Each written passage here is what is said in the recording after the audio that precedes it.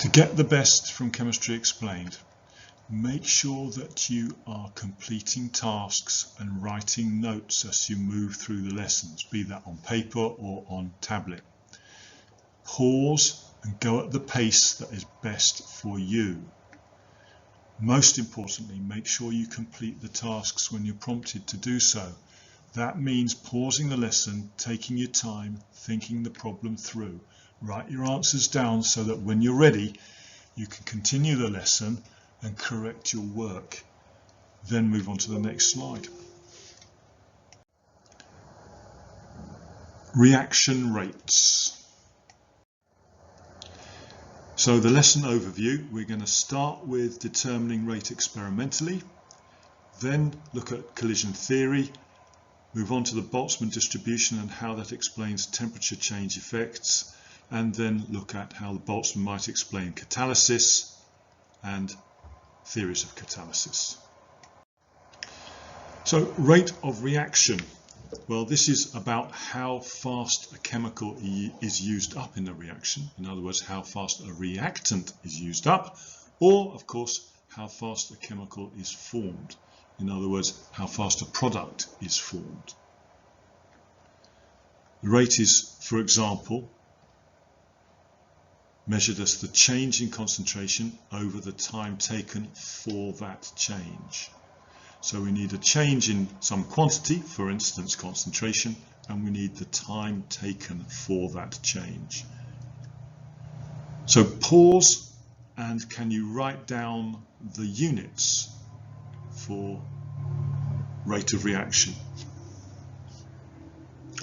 Okay, so if we're looking at a change in concentration, then the change is in moles per decimeter cubed per second. So that will give you our units of rate of reaction. So as stated before, we need to be measuring a change in a quantity against the time taken. Typically at A level you might measure the volume of a gas produced. I'd like you to pause the lesson and draw the apparatus that might be required or would enable you to measure the volume of gas being produced against time. Pause and then check against my diagram. Okay, so here is a typical display.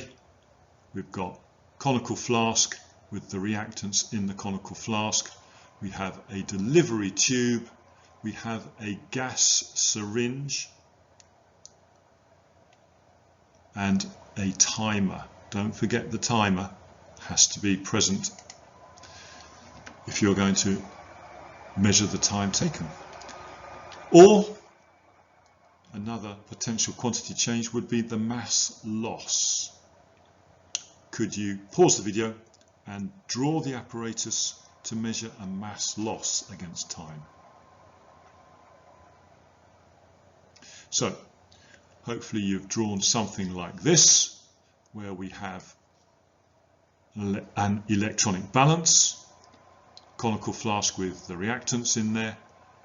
Now mass loss must mean that a gas is leaving the conical flask, and the mass being registered therefore is going down, decreasing. You obviously need a timer for the time taken. So having obtained experimental data, for example, change in concentration against time. So my times here is in seconds. Concentration would be in moles per decimeter cubed.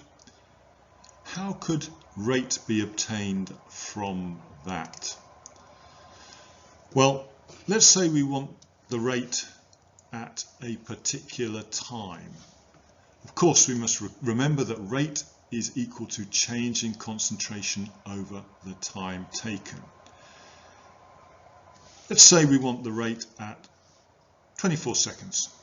So here's 24 seconds. What is the rate at 24 seconds? Well, to achieve that, what we do is we draw a tangent to the curve at 24 seconds. Now I've prepared one there. From that, you need to get the gradient of that tangent to the curve. So to achieve that, you complete a triangle, like so. And the change in concentration shall we call x, and the change in time will be y. So our rate would simply be x divided by y. X, just to be clear, we obtain from the y-axis, and y is the time taken. Let's get this right, down there. Okay, so y will be that time change, and change in concentration will be that change there. So you do the change in concentration over the time taken. So that will give you your rate at 24 seconds, because I've taken the tangent to the curve there from the time 24 seconds. Now let's look at the initial rate. So initial rate is achieved by drawing the tangent to the curve at time 0. So time 0 down here, and we draw a tangent to the curve. Of course, it's still x over y as we've done previously, so it's still x over y. So this will be x, that will be y, but that will give us our initial rate of reaction at time 0. And you will notice that that rate is going to be a greater value. The gradient of the tangent to the curve is steeper than at 24 seconds. And this is typical of chemical reactions. The rate initially is at its fastest, and as time proceeds, the rate of reaction decreases. Now, obviously, we need to have a theory that explains that. But let's also say, okay, how do we know when the reaction has finished? Well, that is when the rate, first of all, reaches 0. That is, the tangent to the curve has a gradient of 0. That would appear to be around about 62 seconds. So we can see here that there is no change to the volume, change in concentration. That means the reaction has stopped. When has it first stopped? When the gradient first becomes 0. That appears to be at 62 seconds. So the the reaction has stopped at 62 seconds from this scale down here. That's the time at which the gradient first becomes 0. So our theory to explain changes in rate is, of course, collision theory. So our theory to explain rate of reaction is the collision theory, and this is centered around two straightforward or simple ideas. For a reaction to occur, two criteria must be met. Pause the lesson and write down your recollection of the two criteria that must be met. Okay, so the first idea is that particles must collide. So collisions do not occur at a distance. Reacting particles must come into contact, they must collide. And those collisions must possess an energy minimum. That is, they must possess the activation energy.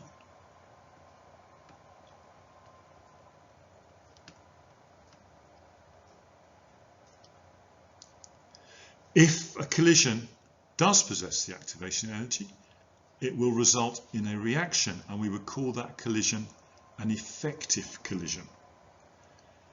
If the collision does not possess enough energy, that is, does not possess the energy minimum, the activation energy, then that collision would not produce a reaction, and we would call it ineffective.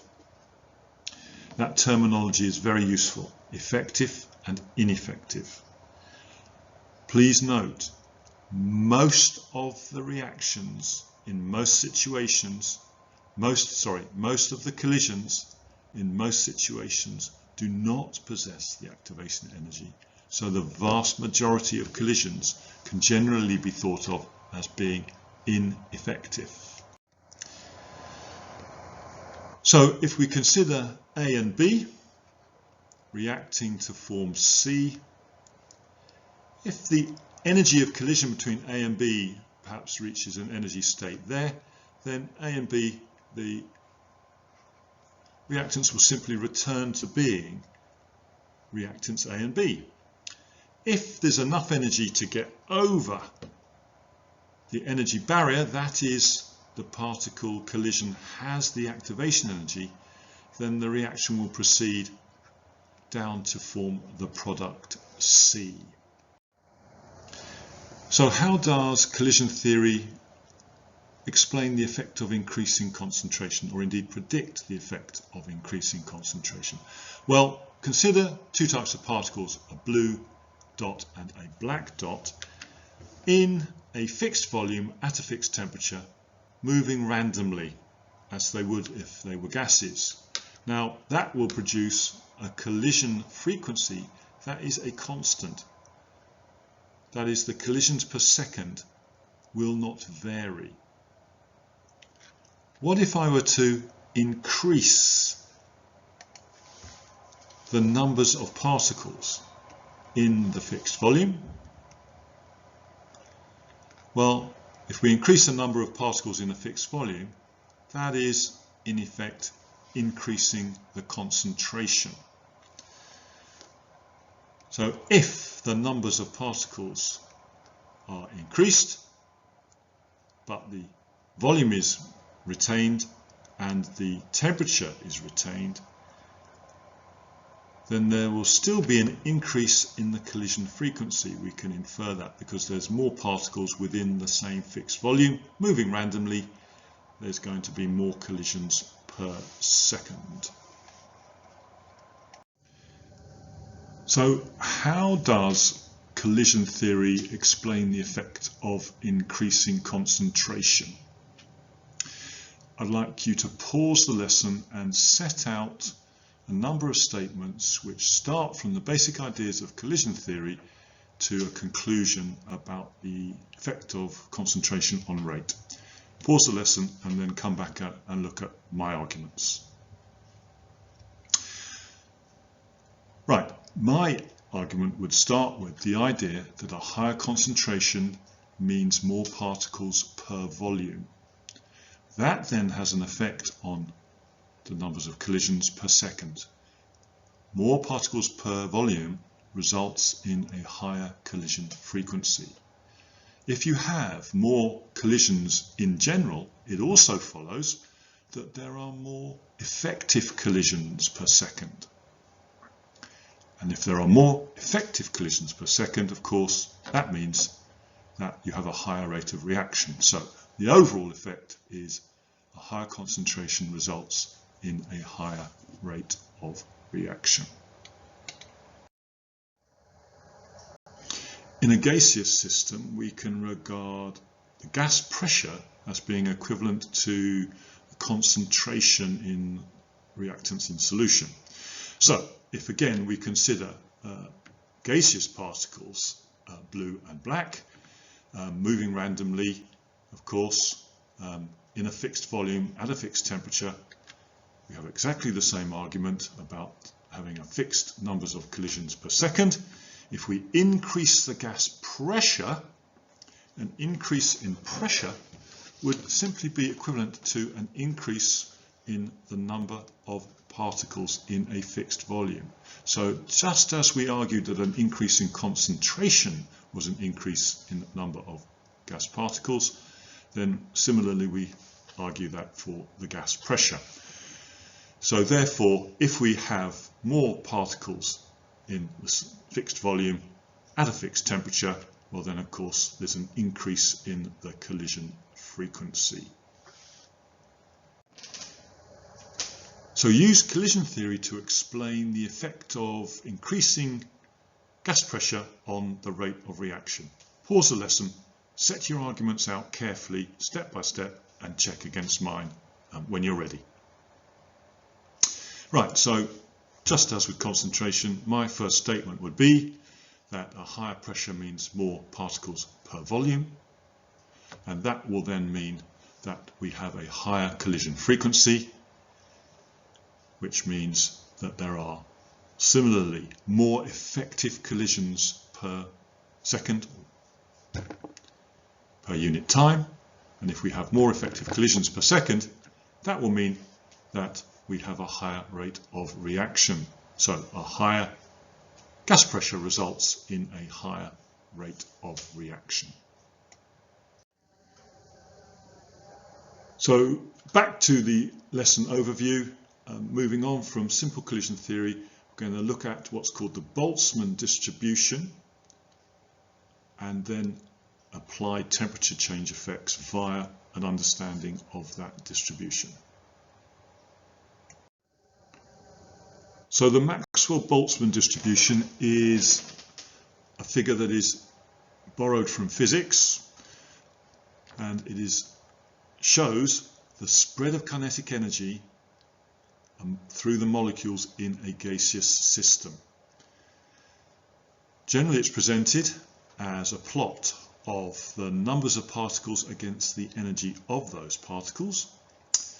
The numbers of particles at any particular energy is represented by the area under the curve. You can see that the numbers of particles with close to zero energy is very low, and the numbers of particles with high energy is also very low. This curve here should not touch the x-axis. It is asymptotic. If you do touch the x-axis when you're asked to draw a diagram of the Maxwell-Boltzmann distribution, you are likely to lose a mark in this and any other exam board. Now, to explain why, for instance, the majority of collisions between particles are ineffective, which was one of the starting ideas of collision theory, we place the activation energy at a high kinetic energy value. So the area under the curve to the right of activation energy is the numbers of particles that have enough energy to react on collision. And you can see it's very small compared to the overall numbers of particles as represented by the area under the curve. So only a small numbers of particles have greater than the activation energy. And we show that in the Maxwell-Boltzmann by drawing a curve with the distribution as shown, which is derived from physical measurements of gaseous systems, and then we put in an energy value for activation energy that is high. So how can we use collision theory to explain the effect of temperature change on rate of reaction? Well, to do that, we use the Maxwell-Boltzmann distribution. Now, the Maxwell-Boltzmann distribution has been measured at various temperatures. For instance, shall we say that this is at temperature T. The distribution has also been measured at higher temperatures, and we find, or it is found, that the curve flattens and shifts to the right. So here we have a new temperature, shall we call it temperature T plus 20, and we can see that the curve, the original red curve at temperature T, the original temperature, has been flattened and it has shifted to the right. So at a higher temperature, the curve flattens and shifts to the right. So our higher temperature is the blue curve. Now, recall that the numbers of particles with greater than the activation energy is shown by the area under the curve to the right of the activation energy line. which I have drawn in here, and the activation energy is always a high energy value. You can see that the numbers of particles to the right of activation energy that have enough energy to react under the blue line at the higher temperature far exceeds the number that had enough energy to react at the original temperature, the red line. So shifting the curve, flattening and shifting the curve to the right results in many more particles having the necessary energy, having the activation energy, and therefore many more collisions will result in a reaction. So, could you write a few statements that explain why increasing temperature increases rate of reaction? Pause the lesson and come back when you have fulfilled that task. Right, so my ideas are: at a higher temperature, many more particles possess the activation energy, and therefore a higher proportion of collisions are effective. And that, of course, means that the rate of reaction is greatly increased. So you are expected to reproduce the original Maxwell-Boltzmann curve, marking a high activation energy, and then to also redraw the Maxwell distribution at a higher temperature. That Maxwell-Boltzmann distribution flattens and shifts to the right, and therefore many more particles at the higher temperature are to the right of the activation energy line. Many more particles possess more than the activation energy at the higher temperature than do at the lower temperature.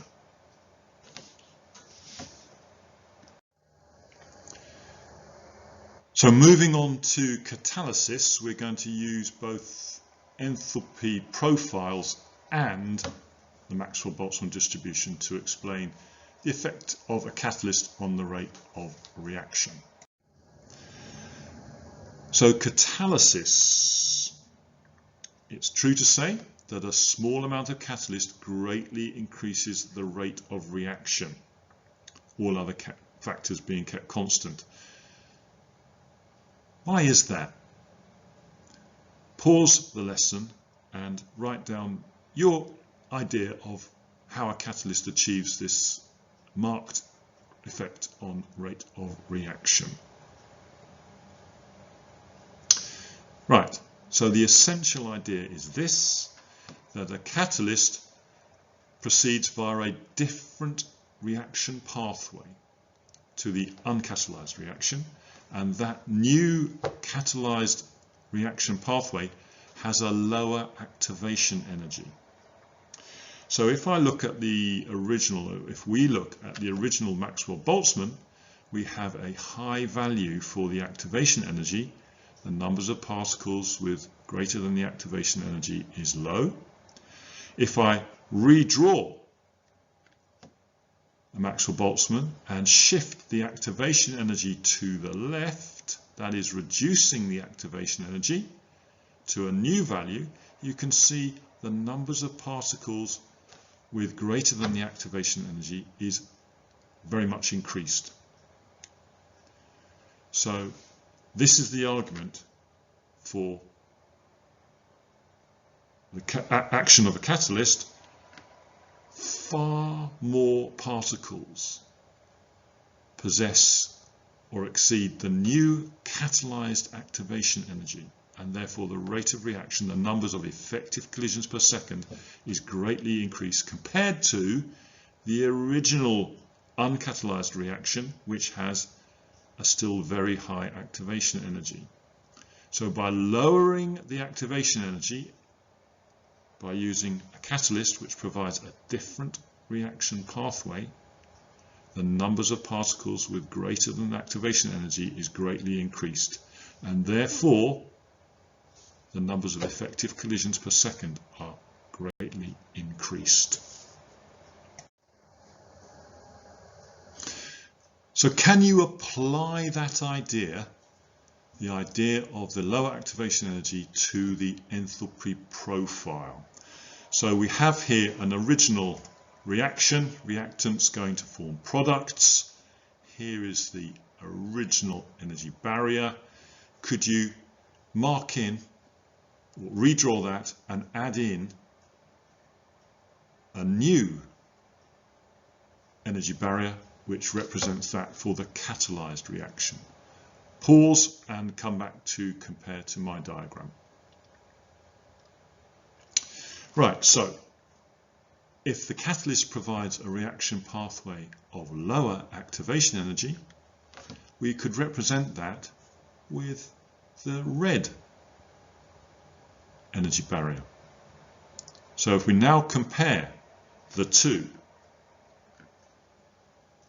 activation energies, there is the original activation energy. So we've got reading off the scale there to there. Okay, so there's the original activation energy. And if we add in a red arrow just for the catalyzed reaction energy, we can see that the energy value of the catalyzed activation energy is much smaller than that for the original activation energy. And therefore, lower activation energy results in a far higher rate of reaction. Our explanation being, of course, that the energy of many more collisions now equals or exceeds the activation energy. We have not changed the energy distribution. Notice, the energy distribution has not been altered by a catalyst. It's just that the activation energy, the energy required for a collision to be effective, is much reduced. So a little bit of extra detail about catalysis is required at A level, and you're expected to know the difference between a homogeneous catalyst and a heterogeneous catalyst. So on the screen in front of you are 6 statements. 3 of them are about homogeneous catalysis and 3 of them about heterogeneous. I'd like you to rearrange those statements on your pad or paper so that 3 statements are grouped under heterogeneous catalysis and 3 statements are grouped under homogeneous. So pause the lesson, read the statements carefully, think about it carefully, and then group 3 of them under heterogeneous and 3 of them under homogeneous. Come back to check your answers and correct your answers if necessary in a moment or two. Right, so the first thing to say about heterogeneous is that the reactants and the catalyst are in different states. So can we find an equation that fits that? Well, if we look here, we've got gaseous reactants and products and a solid catalyst. So I'd expect that to be gathered under heterogeneous. So if a heterogeneous catalyst involves reactants and catalyst in different states, then this statement here, the reactants and the catalyst are in the same state, would seem to apply to homogeneous catalysis. And if we look at this equation here, we can see we've got aqueous reactants and an aqueous catalyst. So it's the reactants and catalyst that are in the same state. Now, we've got 2 further statements. The statement concerning weak bonds forming with the surface of the catalyst requires a solid catalyst, so that would be heterogeneous catalysis, and then forming an intermediate compound, that's relevant to homogeneous catalysis. And we will, when we do rates of reaction in the year 13 topic, we'll look at what that intermediate compound might look like. You are also expected to think about the implications of knowledge of rate of reaction on how sustainable industrial processes might be and how economics affects the choices of industrial processes and the feasibility of industrial processes. So there are a series of statements, 6 statements that can be put into a logical order, which explains how rate of reaction might influence choices or decisions in terms of industrial processes when considering sustainability and economics. So I'd like you to read those carefully and write them out again on your tablet or on paper in a logical order that tells the story. Actually, I think I'll do the first one for you. So we'll start off with, to reduce costs, the rate of industrial chemical production has to be high. So could you then order the remaining 5 statements? Pause the lesson, come back when you've given it careful consideration and compare to my own ordering. Right, so to reduce the costs, the rate of industrial chemical production has to be high. That's an obvious statement in terms of economics. So industrial production raises temperatures. Of course, that has an energy cost. So the easiest way to raise the rate of reaction is to heat it up. That has an energy use implication. And of course, heat energy is currently usually derived from combusting fossil fuels, coal, oil, etc., methane gas, etc. Now, if catalysts are used, then they will lower the temperature at which a rate of reaction can be achieved. In other words, at a particular temperature, if we use a catalyst, we will achieve a higher rate of reaction. And of course, if we can achieve the same rate of reaction at a lower temperature, that reduces both energy use and the costs associated with the use of that energy, with the burning of fossil fuels. And of course, a huge advantage of burning less fossil fuels is that a reduction in the emission of carbon dioxide takes place. And of course, you are expected to know the link between carbon dioxide emissions, greenhouse effect, and global warming.